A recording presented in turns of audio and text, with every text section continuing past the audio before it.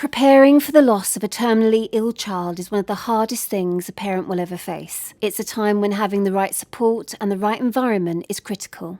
Across the UK, the Hospice network is dedicated to providing the very best end-of-life care for both patients and their families, matching expert nurses with patients, allowing them to receive care both within a hospice or at home.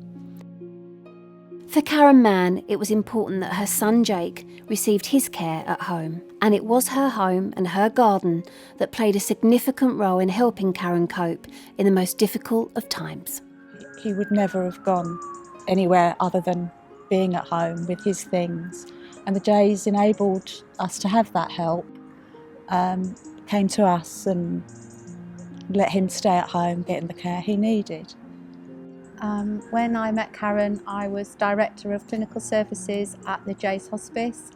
I nearly always tried to do my visits to Jake at the end of the day, and partly the reason that I did that was that I needed to spend time with Karen and to talk to Karen about how Jake was and how he was doing. And most parents find it difficult to talk about things, so it was just a much more natural situation to walk around Karen's beautiful garden. I have to be honest, it was also quite uplifting for me. The job isn't always easy and the garden is so beautiful, so I loved to have a walk around the garden with Karen. And because I knew it was Karen's passion and because it is such a stunning garden, it was always a pleasure to walk round. But then I needed to spend time with Jake because he would give me that look as if to say, okay, you've had enough time with Mum now, it's my time to talk to you. I think secretly he did like the garden, but sometimes he would roll his eyes when we started to talk about the garden as if to say, hang on, you're here to see me. But I know he loved it. He bought a lovely rose for me. He used to go to university and get a taxi home, and he got his taxi driver to take him to a garden centre and picked a rose. And so every time that flowers, that's a lovely thing to have.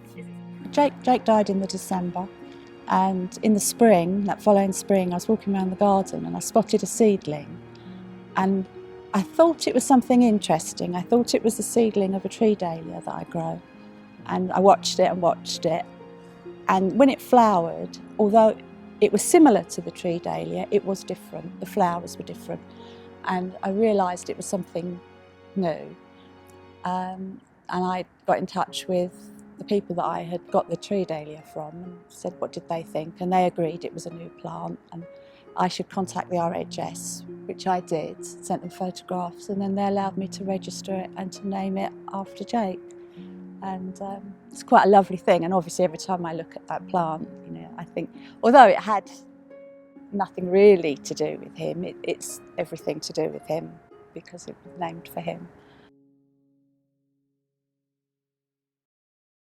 It was obviously a really difficult time after Jake died, because obviously Karen put a huge amount of time and effort into Jake's care, and as we said before, he was at home. His home meant so much to Jake. He had a great bedroom, and although he said he didn't like going out in the garden, it was a fantastic view for him.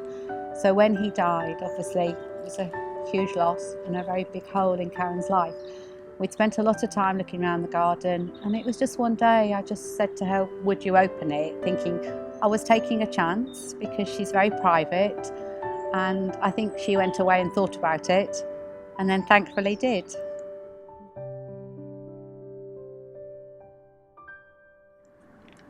I thought it would be a nice thing to do. I thought you could meet other people who like gardening, share the garden, and it gives you something to work towards. If you know that someone is coming to look at your garden, you have to get on with it, you have to get it right.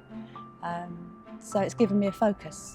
It gives you something else to think about. It gets you out in the garden and keeps you very busy, and it stopped me just thinking too much about the difficult things.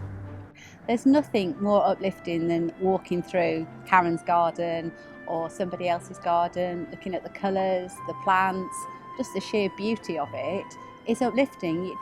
You can't help but feel that you feel better just because you've had a walk in the garden.